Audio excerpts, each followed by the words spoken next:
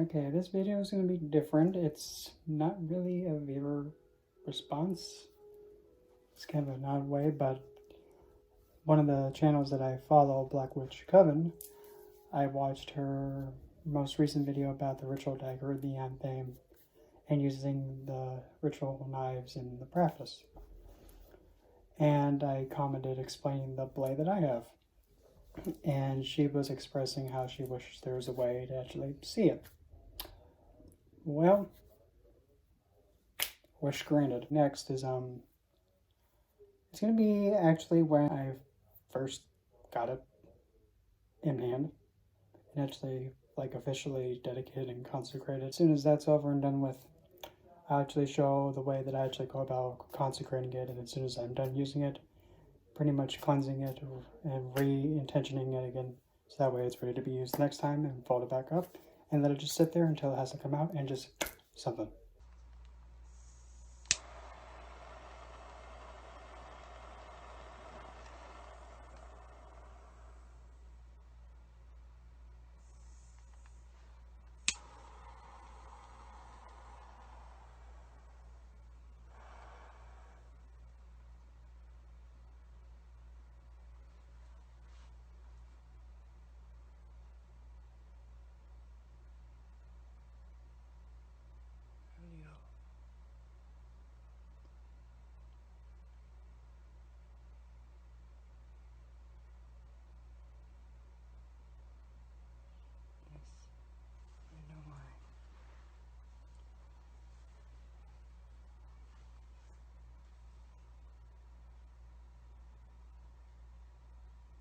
I understand.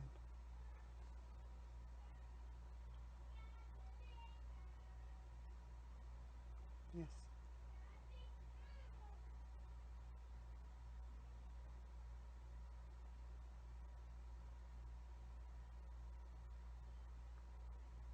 Yes.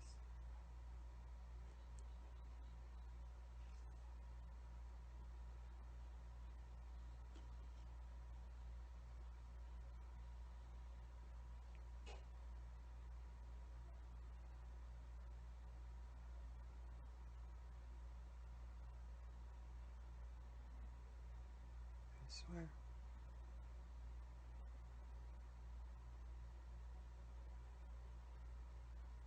I swear to use this blade when matters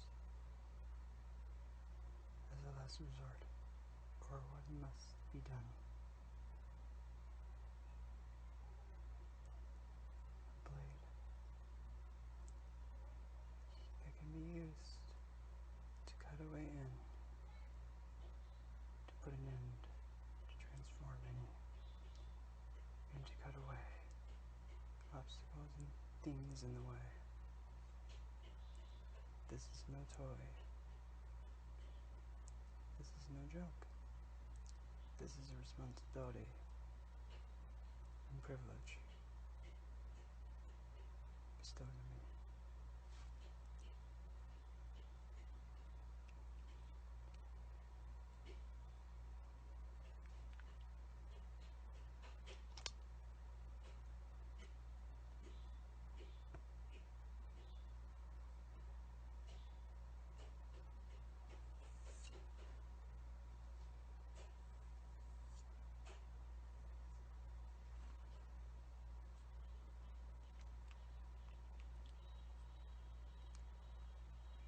Cutting away any obstacle, cutting any form of resistance, cutting away any, not even all Father,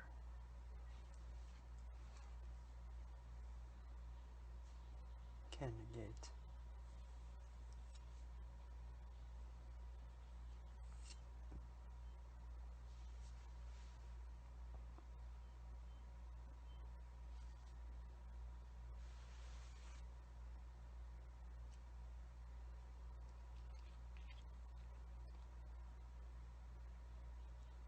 Lastly,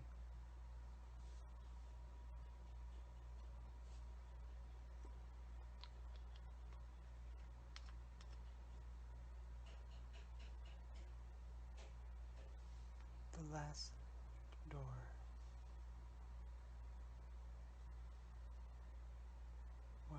go through before starting anew to put an end so that something new may begin.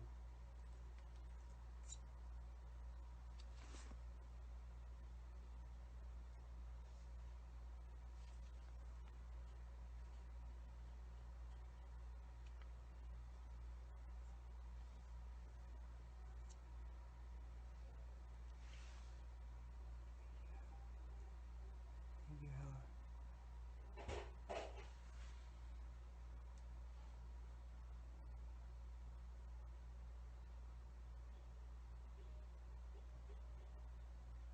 I will not disappoint you.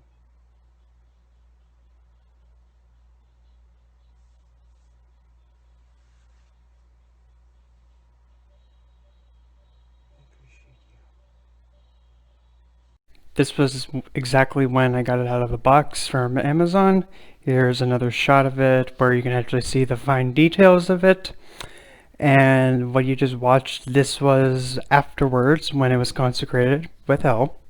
And this is where it is today. You can see where the black cloth is, and there it is. And the blade itself is actually very light. It's not too heavy, and I really like how the design of it is. And despite having it for so long, it still holds up. And the best thing about it, in my opinion, is the way that the guard is with a skull head, because it's actually able to sit like right in between my index finger and middle finger, making it very deceptively easy to do cutting motions and slashing away stuff.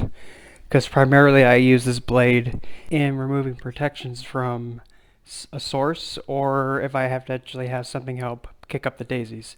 I don't really use it to point out the corners because I have another tool for that, but here's like how easy it is to move with that blade. But then again, I do have some experience handling sharp objects, so I kind of am used to that idea. But I don't use this blade often because it's really meant to cause a lot of damage. Or it's really meant to have something lose its protection, so if I have to do a working of any kind, it's going to stick and hit. As an idea, pretty much say if somebody has like big protection stuff, I'm going to use the skull as a target and kind of do like some finger twirls for some odd reason. And after focusing in, realizing the target, then use the blade to actually start poking holes and shattering the protections. And then one good one to actually really cut it open. That way any workings I do now will go in unopposed. But the other option is that sometimes, if there's something you just really can't stand, this is the tool I use to have it, piss it and kick the bucket. Because sometimes, you have to go like that and really dig it in there. Because at times, life is just full of BS and unnecessary shenanigans. But nonetheless, every time that I use this blade, I have to pretty much recharge it and re-intention it, cleanse it, and go through all those steps because it doesn't have its kick right now. To demonstrate, I'm going to be using my own blessing oil mixture that I made myself, and it's been the same recipe ever since I started a cult practice. Pretty much what I do, just get, my fingers a little moist with it, and then pretty much holding the blade from the handle down as such. That's when I activate it by tapping my fingers, rubbing together, and breathing into it, and then cleansing it by moving it downward like if I was washing off something. But also really being careful not to, obviously stab or cut myself. Be very ginger with it. As soon as I'm done wiping it down and upward, I then breathe on it one direction to seal it with air, and then I flip it the opposing direction. That way it's balanced properly. And then it's ready to get imbued with whatever intent that I want to use next, which really is only 2 intentions that I use the blade as stated. And I have 2 special oils that I use for this, only 2. There is one that is specifically meant for actually shattering the protections, which is this one. Yep, it is red, kind of like, oh, it's blood. And to demonstrate how I apply it, and this mixture I'm using can be applied to the skin, because the other one cannot really touch the skin because it's potentially hazardous. But anyway, just a little bit of a drop, not too much, and gotta be careful because it does have dye in it and it will stain. pretty bad. Having it on my fingers, applying it, activating it, and then having a scent to remind about how much damage and how much of a stun this thing's going to be. I then take the blade, as before, upside down, and instead of going downward, I'm going to be going upward on the blade. And kind of reattuning and getting back into that state of, okay, this is really going to break something and really have something get shattered. And then just work my way up the blade, just like that. And then go with one way to seal it, breathe again, and then flip it the other way to balance it so that way it's balanced charged. And it's at the ready to go stabby stab and break stuff. As for this one, this is not safe for the skin and it's meant to have something kick the bucket hard. So this doesn't go on the skin, no, because it has poisonous stuff in it, cobwebs, all the nasty stuff in there. And funny enough, it actually has the dirt of where a rat got killed on a mousetrap and beheaded. Yep, some of that is on there. So yeah, you don't want this on the skin. And yes, the scent is paralyzingly harsh. Like, it even stuns me still. And I've had this oil for a long time. And for my safety, I'm going to use this paper towel to get some drops on that and then actually imbue it on the blade. So just like the other one, just go straight up and, being mindful not to, be too stupid and not cut myself. And yeah, it's not time for me to kick the bucket, but just work my way back up. The whole knife as a whole from blade to top. And then the same thing as before. Blow it one way, blow it the other.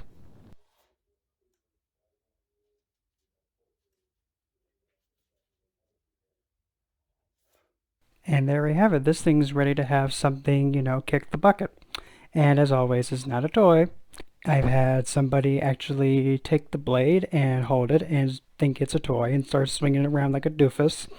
And something tragic actually happened to them. And I'm not even kidding. But that's the idea of why you have to be very careful with these things. Because now that they're magical tools, if somebody's not careful, they could really make a lot of whoopsies happen. And we don't want that. Anyway, essentially, yes, this blade is simple, it's very light, it's not heavy, it's able to flow and cut through in a way that's very clean and crisp. So I'm now going to demonstrate on how I fold it. I always fold right first, then left goes over the top because right-handed is light and left-handed is dark. And we don't want, unnecessary BS getting into this, so the left hand goes on top, keeping it kind of voided and secret in the dark, and it maintains its energy. And then I put it back on the desk once it's all folded up and ready to go back on its stand.